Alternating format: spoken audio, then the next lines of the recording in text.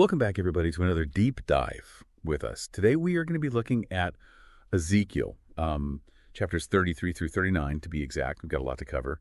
Intense prophecies, visions, vivid imagery, and it all kind of revolves around these ideas of responsibility and leadership and God's power to restore. You know, have you ever felt like you were just looking out over a valley of dry bones, a situation so hopeless, so bleak, you just couldn't see a way out? I mean, that's the kind of setting we find ourselves in with Ezekiel. But even in this apparent hopelessness, God gives us this incredibly powerful and hopeful message. And to help us make sense of it all, I've got an expert on Ezekiel right here with me. So what are some of the big things we should be looking for as we get into these chapters? Well, I think one of the most fascinating things about studying Ezekiel is that we're not just trying to understand what happened way back then, In Ezekiel's time, we're going to see how these ancient words still speak to us today. In fact, we're going to jump right in, right off the bat, in Ezekiel 33, with a call to action, the metaphor of the Watchman. Okay, the Watchman.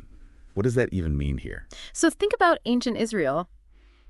You've got watchmen standing on the city walls, scanning the horizon, right? If they spot an enemy approaching, they sound the alarm, They warn everybody. In Ezekiel, God appoints Ezekiel as a watchman, but not for a physical city, but he's a watchman for the people's souls. He's responsible for warning them about spiritual dangers and calling them back to God. So it's not about a literal army approaching, but about recognizing and speaking out against anything that threatens people's well-being, their relationship with God. That's a pretty heavy responsibility. It is. God even says, if the watchman sees the sword coming and doesn't blow the trumpet to warn the people, I will hold that watchman accountable. That's powerful. But this isn't just for prophets, right? It feels pretty relevant for all of us. Yeah, I mean, I think we can all relate to that feeling of seeing something wrong and maybe hesitating to speak up. It definitely makes you examine your own life and the things you might be turning a blind eye to. Absolutely. And from this idea of responsibility, we move right into Ezekiel 34, where the focus shifts to leadership itself. And we see this really sharp critique of the shepherds of Israel, the leaders who are supposed to be caring for the people. God really doesn't hold back here, does he? Not at all. He calls out the shepherds for being selfish, for neglecting the flock. They're feeding themselves instead of the sheep. And it's important to understand that this critique, it goes beyond just the leaders of ancient Israel. It applies to anyone in a position of authority, whether it's in government or business, even families. Right. So this idea that true leadership, it's about service, not self-interest. Leaders are called to protect, to guide, to nurture the people that are entrusted to them. That feels like a pretty timeless principle. Exactly. And to really drive that point home, God presents himself as the ultimate good shepherd in this chapter. He promises to gather his scattered sheep, to bind up the injured, to strengthen the weak. He's the model, of what true leadership should look like. It really makes you think about times in your own life when you felt like a sheep without a shepherd. And it makes you consider, what qualities you look for in a good leader, doesn't it? It does. It prompts us to ask, am I being a good shepherd in my own spheres of influence? We've talked about responsibility, leadership, but as we move into Ezekiel 35 and 36, there's a pretty dramatic shift in tone, wouldn't you say? Yeah, there is. We move from this critique of leadership to a message of judgment and ultimately restoration. Ezekiel 35 focuses on the judgment pronounced on Mount Seir, representing Edom. They had this long-standing rivalry with Israel, and God condemns Edom for its pride, its hatred, its celebrating of Israel's misfortune. This critique of leadership really hit me. It makes you wonder, what are the subtle ways we might be feeding ourselves instead of truly serving others? It's definitely something to think about. And it's not limited to just, formal leadership roles. If we connect it to the bigger picture, we're all called to be watchmen in some way. We have a responsibility to speak truth, to stand up for what's right, and to warn others when they're heading down a dangerous path. It really begs the question for each of us. What are you a watchman for? What are the swords you see coming that might need a warning? And what are the obstacles that might prevent you from speaking up? What gives you the courage to sound the alarm? It's a lot to think about. It's a pretty stark reminder that clinging to negativity, holding on to those grudges, ultimately leads to destruction. Right. And in contrast, Ezekiel 36 shifts to a message of hope and restoration directed toward Israel. This is where we get that beautiful and powerful promise. I will give you a new heart and put a new spirit in you. God's not talking about superficial changes here. He's talking about deep internal transformation. It speaks to the incredible grace and mercy of God. Even when his people have messed up, even when they've faced judgment. He offers them a chance to start over, to be made new. It's a message that really resonates with anyone who's ever felt broken or lost. That feeling that there's always a chance for renewal, for a fresh start. It's powerful. It is, and it leads to a question for you. Have you ever experienced a time of personal renewal? A time when you felt God offering you a fresh start? What did that look and feel like? I think we've all had those moments where we just sense a need for change, a new beginning. Absolutely. And speaking of new beginnings, after these messages of judgment and restoration, we come to one of the most, I think, famous and visually stunning passages in Ezekiel. The Valley of Dry Bones in chapter 37. The imagery here is incredible. This is where Ezekiel gets transported in a vision to a valley that's just filled with dry bones, where it gets this picture of utter desolation, of hopelessness. Exactly. And God asks him this seemingly impossible question. Son of man, can these bones live? What a question. What could Ezekiel possibly say to that? His response is interesting. He says, Sovereign Lord, you alone know. He recognizes that only God has the power to bring life out of such a situation. It's an admission that some things are just beyond our human ability to fix. Right. And then comes the amazing part. God tells Ezekiel to prophesy to the bones. Wait, to talk to a bunch of dead bones. That's right. And as he prophesies, something incredible happens. The bones start to rattle. They come together, sinews and flesh appear, but they're still lifeless. It's not until God breathes his spirit into them that they truly come to life. Standing up as this vast army. That image of resurrection is so powerful. God's ability to bring life out of death, hope out of despair. It really is. And it's not just about individual restoration. Think about this. This vision symbolizes the possibility of collective revival, of entire nations or communities being brought back to life, even in the most seemingly hopeless situations. It's interesting because you could look at the state of the world today and see so many dry bone situations, so many things that feel dead or beyond repair. But this passage reminds us that God can breathe life into anything. I completely agree. It makes you wonder, what dry bones in your life need God's breath of life? What about in the world around you? What might God's breath of life even look like in those situations? It's a challenge to look beyond the surface and see the potential for renewal, even where things seem completely hopeless. It is, and it sets us up perfectly to dive into the final chapters of this section, Ezekiel 38 and 39. Here we encounter the prophecies about Gog and Magog. These chapters can be a bit complex, but they essentially deliver a message about God's ultimate sovereignty and the triumph of good over evil. Gog and Magog. Those names sound so ominous. Who are they exactly? And what's the significance of these prophecies? Gog and Magog are often understood as symbolic figures, representing the forces of evil, the enemies of God and his people. The chapters describe a future time when Gog, the leader of a vast coalition of nations, will launch an attack against Israel. So it's like this epic battle between good and evil that's on the horizon. Yes, you could see it that way. And the details of the prophecy get pretty intense.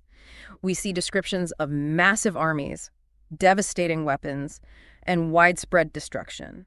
But amidst all the chaos, there's one clear message. God is in control.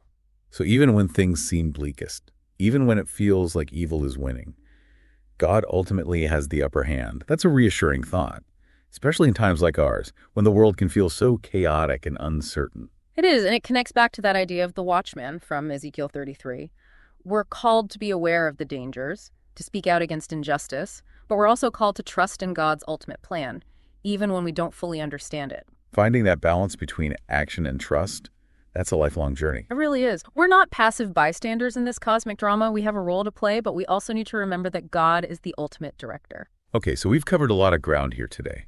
From the call to be watchmen to the critique of bad leadership, the promise of restoration, the vision of dry bones coming to life, and now this epic battle between good and evil, with God as the ultimate victor. It's a lot to take in. What stands out to you as we start to bring this deep dive to a close? What are some of the key takeaways for our listeners? What's fascinating to me is how these chapters, though written thousands of years ago, still speak so directly to our lives today. They offer this timeless message of hope and challenge. They urge us to consider our own roles and responsibilities in a world that desperately needs God's restorative power. You're right. Let's unpack some of those key themes a bit more. We started with the idea of responsibility, the call to be watchmen. What does that look like, practically speaking, for our listeners? What can they do? I think it starts with being aware, paying attention to what's going on around us, both in our personal lives and in the wider world.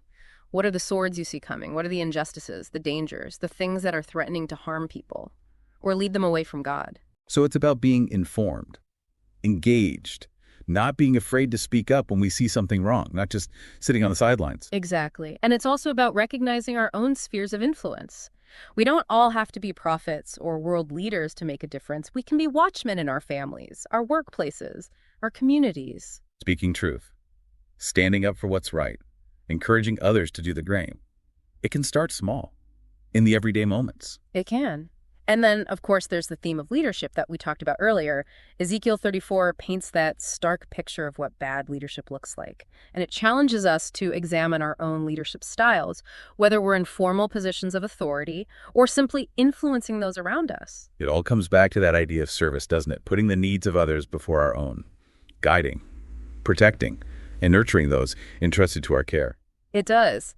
And when we see those examples of bad leadership around us, or even when we fall short of that ideal ourselves, these chapters remind us that God is the ultimate good shepherd. He's the one who gathers his scattered sheep, binds up the injured, and strengthens the weak. There's real comfort in knowing that even when human leaders fail us, God is always there to lead and guide us. Absolutely.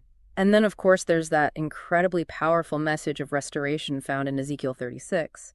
The promise of a new heart and a new spirit speaks to God's boundless grace and mercy. No matter how far we've strayed, no matter how broken or lost we may feel, there's always a chance for a fresh start. That's a message that really resonates with me. We all make mistakes. We all have those moments where we feel beyond repair. But knowing that God offers that possibility of renewal, that's incredible. It is, and it connects directly to the vision of the Valley of Dry Bones in Ezekiel 37. This image of resurrection, of life being breathed into something that seemed utterly dead and hopeless, speaks to God's power to transform any situation, no matter how bleak it may seem. It's a challenge to remember that even when things look their worst, even when we feel surrounded by dry bones situations, God can bring about revival and renewal. He can. And finally, the prophecies about Gog and Magog, though complex and often interpreted in different ways, offer a powerful message about God's ultimate sovereignty. They remind us that even in the midst of chaos and conflict, God is in control. His purposes will ultimately prevail. So even when we feel like the world is spinning out of control, we can find comfort in knowing that there's a bigger plan at work. A plan that ultimately leads to the triumph of good over evil. Exactly. And I think for your listener, these chapters offer a powerful invitation to consider their own role in this grand narrative. Will they be a watchman, sounding the alarm against injustice and calling people back to God? Will they strive to be a good shepherd, leading with humility and serving those entrusted to their care? Will they allow God to breathe new life into the dry bones situations in their life and in the world around them? It's a lot to consider. It is.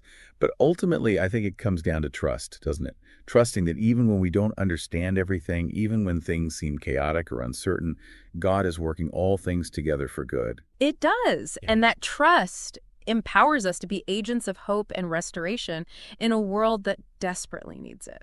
Beautifully said. And I think there's a perfect note to end on for part 2 of this deep dive. We've covered a lot of ground today, but I hope our listeners have gained some valuable insights into these incredible chapters of Ezekiel. We'll be back soon to finish up our discussion. Welcome back to our deep dive into Ezekiel chapters 33 through 39. You know, I feel like we've just scratched the surface of this incredibly rich and complex text. We definitely have. There's always more to discover, within these prophecies and these visions. But even in just these few chapters, I think we've encountered some pretty powerful and timeless truths. We have. Yeah. It's amazing to think that these words written thousands of years ago still have so much to say to us today. It's a testament to the enduring power of Scripture, isn't it? These ancient texts speak to the depths of the human experience and ways that transcend time and culture. Absolutely. Yeah. As we wrap up our discussion, is there anything else that stands out to you? Any final thoughts you'd like to leave our listeners with? What strikes me is that Ezekiel's message, it's not about passively waiting for God to do something. It's a call to active participation, to be co-creators with God in the work of restoration and renewal. So it's not just about hoping for a better future, it's about getting our hands dirty and being part of making that future a reality. Exactly. Ezekiel calls us to be watchmen, to be good shepherds, to prophesy life into dry bones situations. It's a call to action to engage with the world around us to make a difference in whatever ways we can. And to do so with that confidence that God is working alongside us, even when we can't see the full picture. Precisely. And I think that's a powerful message to carry with us as we leave this deep dive and go back out into the world. No matter how challenging or overwhelming things may seem, we can hold on to the truth that God is a God of restoration, of renewal, of second chances. He's the one who breathes life into dry bones, who brings hope out of despair, who ultimately triumphs over evil. What a powerful thought. It's a real encouragement to face whatever challenges come our way. It is, and I would encourage your listeners to dive even deeper into the book of Ezekiel. There's so much richness and wisdom to be found within its pages. I agree. Well, on that note, I want to thank you for joining us on this deep dive. It's been an incredibly insightful conversation. The pleasure was all mine. Thank you for having me. And to all our listeners out there, thank you for tuning in.